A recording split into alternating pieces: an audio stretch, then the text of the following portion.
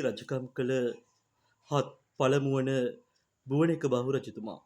මේ බුවනෙක බහු කියන නමත් ගත්තාම විශාල වශයෙන් අපිට රාජාවලිය තුල පළවන, දෙවන, තුන්වන ආදී වශයෙන් ඉදිරියට ගමන් කරනවා බුවනෙක බහු යන නාමය. අපි මේ කතා කරන්නේ පළමුවන බුවනෙක බහු රජතුමා පිළිබඳව.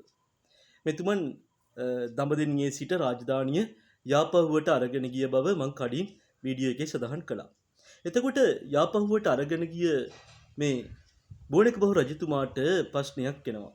ඒ තමයි කුලසේකර නම් පාණ්ඩ්‍ය රාජ කෙනෙක් ආර්ය චක්‍රවර්ති නම් විශාල හමුදාවක් අරගෙන ඇවිල්ලා මේ රජතුමාගේ කාල සමයේදී බුවනෙක බහු රජතුමාගේ කාල සමයේදී යාපහුව වට කරලා දළදා වහන්සේ අත්පත් කොටගත් බවත් දළදා වහන්සේ ඉන්දියාවේ පාණ්ඩ්‍ය දේශයට රැගෙන ගිය බව සඳහන් වෙනවා.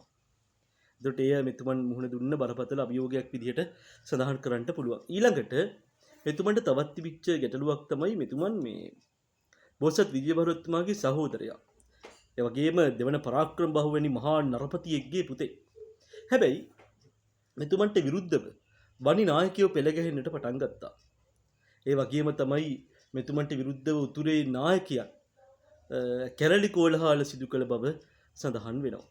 ඒ සියලු අභියෝගයන්ට මුහුණ දෙමින් අවුරුදු 12ක රාජ්‍ය කාලයක් 1272 ඉඳලා කිස්තු වර්ෂ 1272 ඉඳලා 1284 දක්වා රාජ්‍ය පාලන බලය ගෙන යන්නට අපි මේ කියන පළමුවන බුවනෙක බහු රජතුමා කටයුතු කරන මෙතුමන්ගේ විශේෂත්වය තමයි යාපහුවේ සිට දඹදෙණියේ සිට රාජධානිය යාපහුවට ගෙන යන්න කටයුතු කළේ මේ අපි කියන පළමුවන බුවනෙක බහු රජතුමා.